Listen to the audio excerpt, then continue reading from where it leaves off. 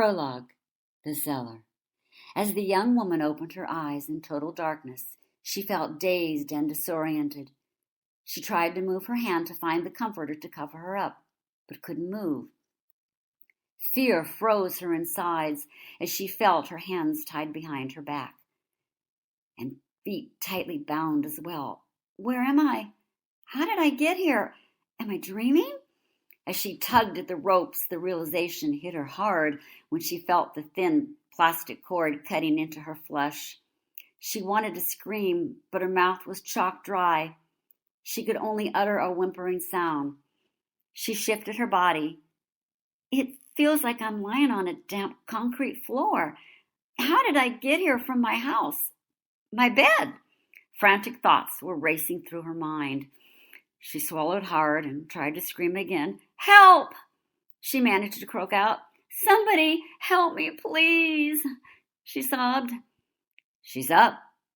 A man's raspy whisper sounded as if he was behind a door.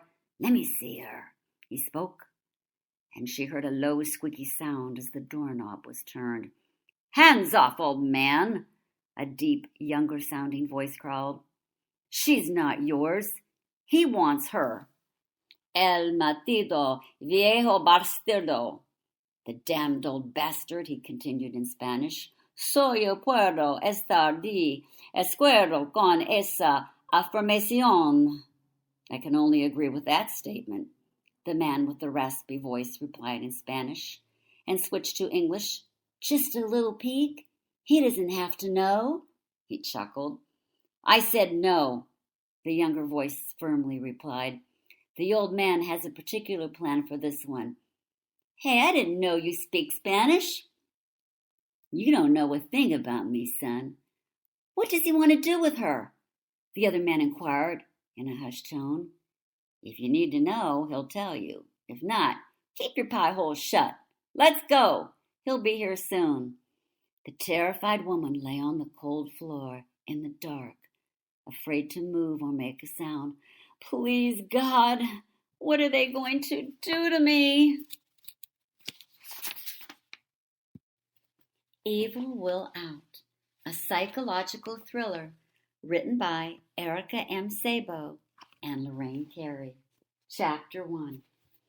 Atop a beautiful, fertile landscape by the Blue Mist Lake, the Wilbert Mansion sits alone on the outskirts of the sleepy country town.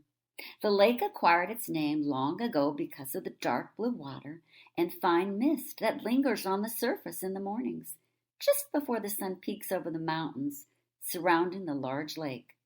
Summer blooms are abundant along the driveway that leads up to the main gate. A short drive up to the mansion also reveals an eye-pleasing view. It is beautifully landscaped with rhododendron, azalea, and Japanese maple trees lining the driveway that lead to a magnificent fountain in the center of the large, finely graveled area before the front door. The rectangular building with symmetrical windows, designed in classical Georgian brick and stone style, make this custom-made mansion stand out. Two large columns frame the wide mahogany door at the entrance, making it an impressive focal point. Located on both sides of the driveway, the garden provides cozy niches to relax and koi ponds to sit by for the family and guests. The mansion's interior is equally magnificent. A large hall leads to a formal dining room on the left and a luxuriously furnished sitting room and study on the right. An oak staircase splits in the middle after a wide landing that displays the life-size marble statues of most famous composers. Red carpet covers the left stairs that lead to the living quarters, which include luxurious bedrooms and bathrooms. Right side stairs lead to guest rooms and an enormous family room with high-end, strategically placed paintings and artwork to entertain guests. This room also serves as the music room.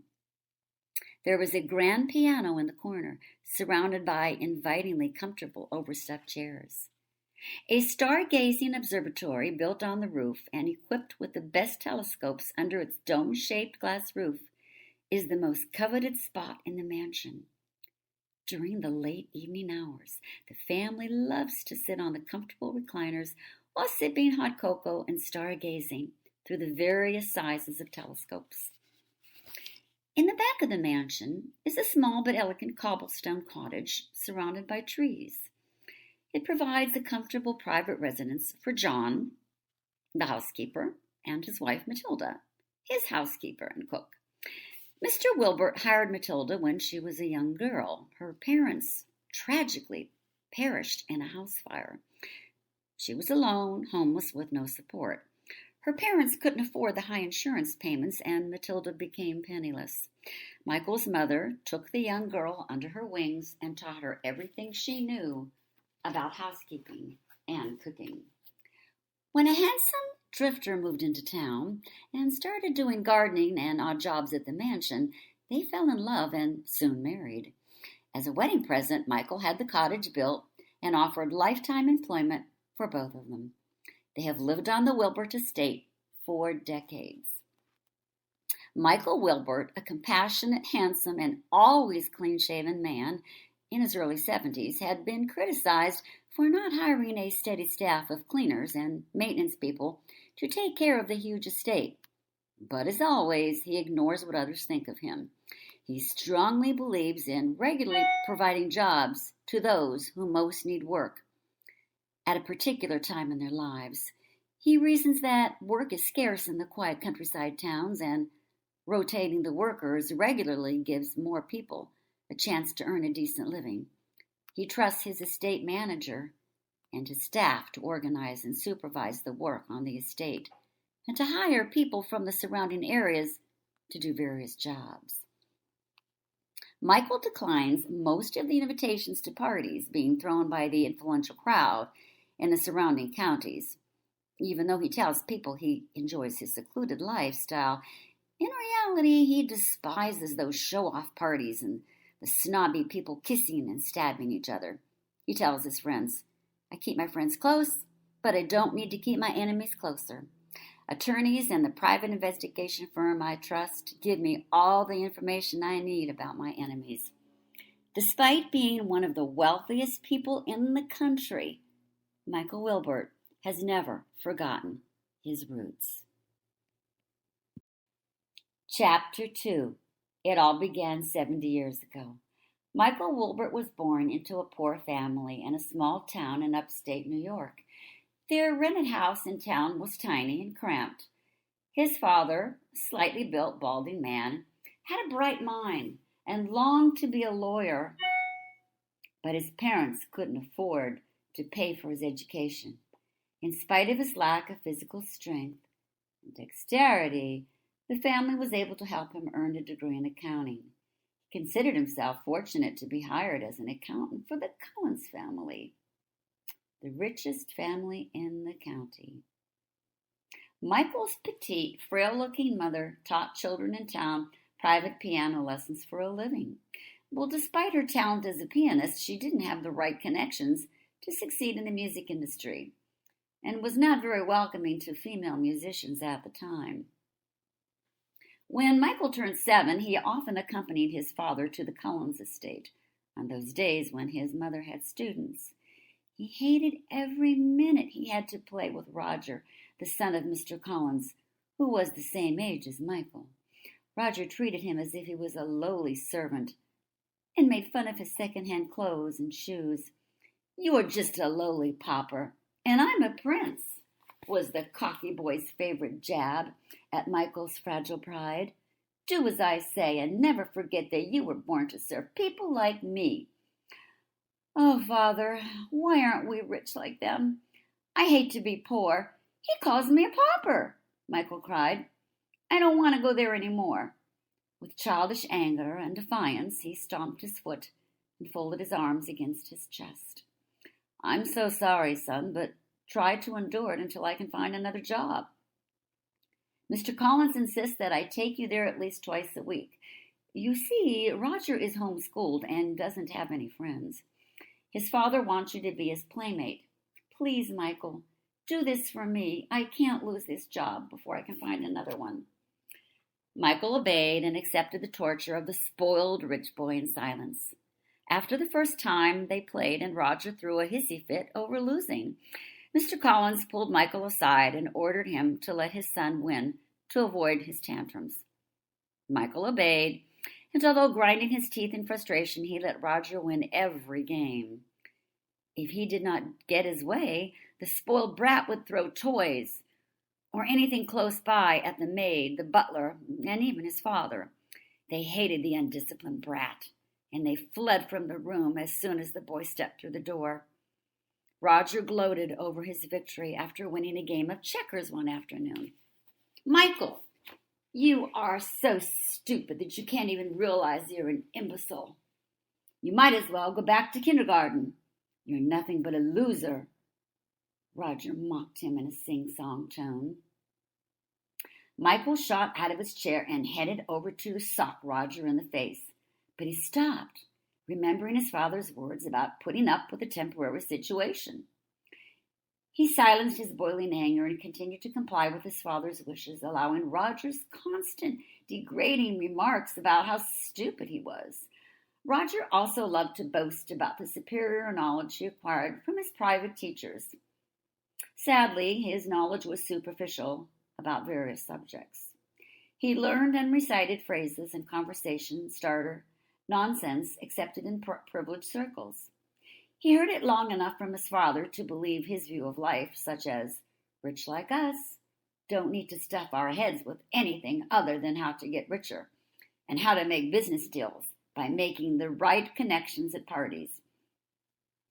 After a while, Michael had doubts about his own abilities, due to some of the cruel statements Roger had thrown at him so carelessly.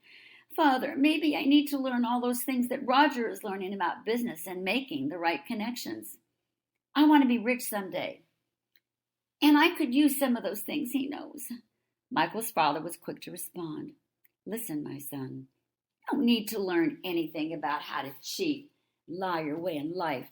Be true to your honest nature. Listen to your instincts and keep your moral values. Think about what you want to achieve and focus your energy on learning things about it. Don't just learn facts and phrases about things to impress others, but think about what you want to achieve. And if you let the cruel jabs of an empty-headed spoiled brat get to you, well, he wins. Ignoring him is the best defense against self-centered people like him and his father." From that day on, when Roger started mocking him, Michael just looked at him with pity in his eyes and grinned without saying anything. Roger was taken aback. He stomped his feet and started throwing his usual insults at his unwilling playmate. Michael kept staring at him with a collected, cold expression on his face, and his lack of reaction further upset the raging boy. After the second incident, when Michael didn't display any reaction, Roger told his father that he never wanted to play with him again. Luckily, after a few months, Michael's father found a job at a local factory, and he didn't have to suffer the snobbishness and cruelty of the Collins family any longer.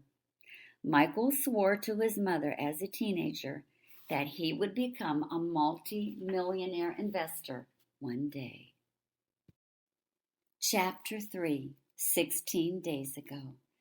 The sun barely rose when Luke Castleberry woke up with a wicked headache and groggily checked if his wife Ava was awake. She must have woken earlier. Her side of the bed is cold. She probably couldn't sleep and is making breakfast already. Good. I could use a strong cup of coffee. He shuffled to the bathroom and thought, "I feel like I've been through the wash cycle." After splashing water on his face, he raked his fingers through his thick blonde hair.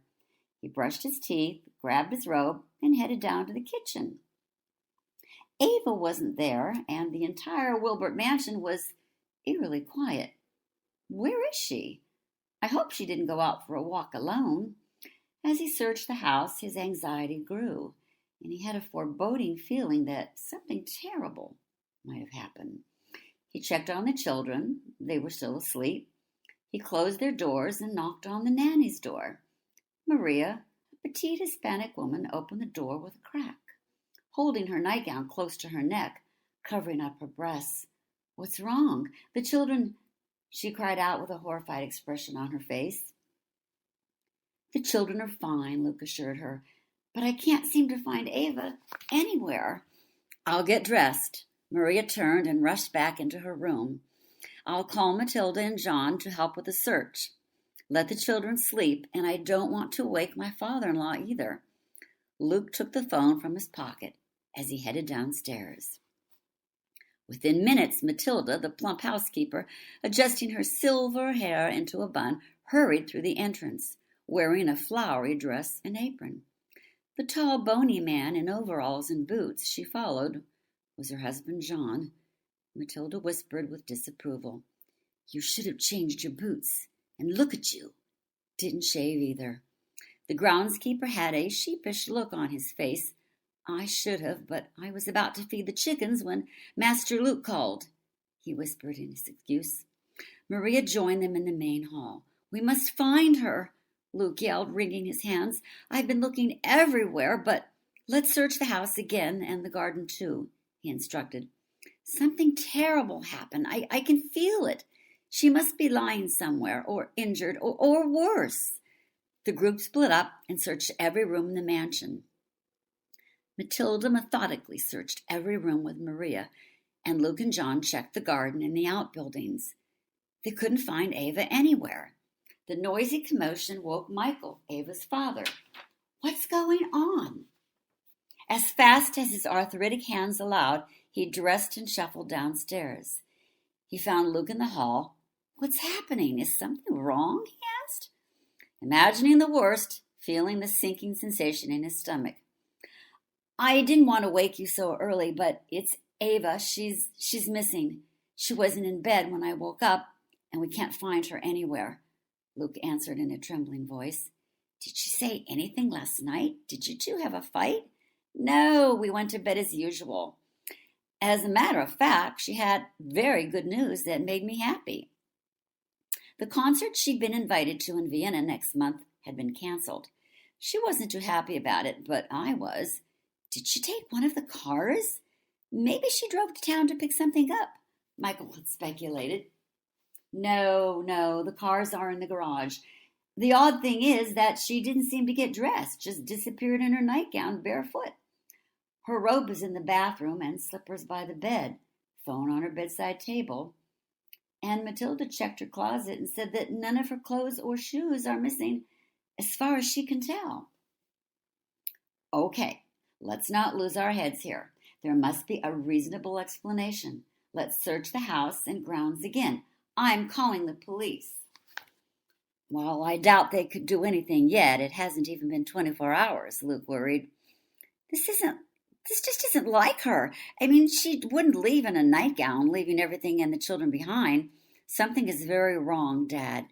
She must have been kidnapped," Luke said to his father-in-law as he focused his gaze outside through the large side window.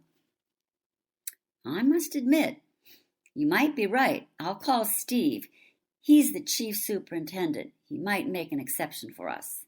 The old man hurried to his study. Luke nodded. "I'll check Ava's phone," he said, and headed upstairs. He couldn't see anything out of the ordinary other than a call the night before, which he didn't recognize. He pressed the number, and a pleasant voice answered. The woman had not much to report, but said that she had spoken to Ava about an upcoming rehearsal. She also told Luke to let her know when he heard anything. Michael's conversation with the superintendent had been successful. Half a dozen officers and a detective arrived within minutes. The detective, a middle-aged, lanky man with a prominent nose and thinning hair, had begun a barrage of the usual questions, then stated what the next steps would be involving their investigation. They'd first do a dusting in the bedroom and bathroom for fingerprints, along with taking a DNA sample from Ava's hairbrush.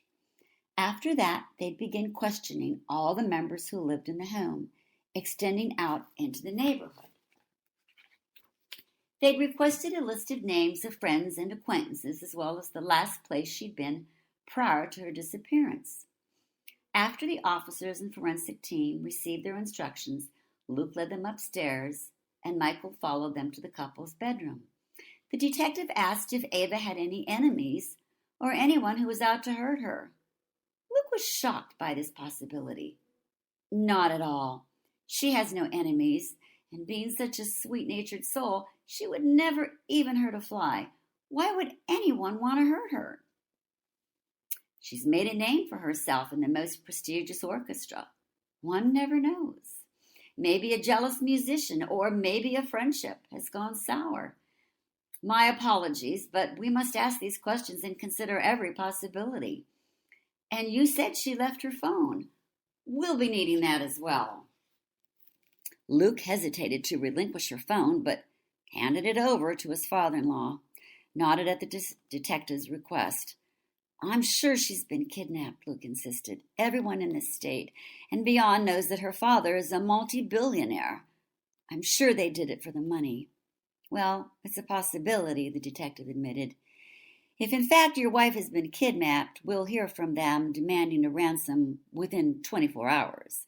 Now, let us continue the investigation. Next, I'd like to talk to the nanny. I'm going to check on the children, Luke told his father-in-law with a deep sigh. I don't know how to tell them. Well, we'll tell them together, son, Michael promised, hugging his son-in-law. When Emma and Oliver, Luke and Ava's 12-year-old twins, woke up and asked for their mother, their father and grandfather struggled with the hard task of explaining their mother's sudden disappearance.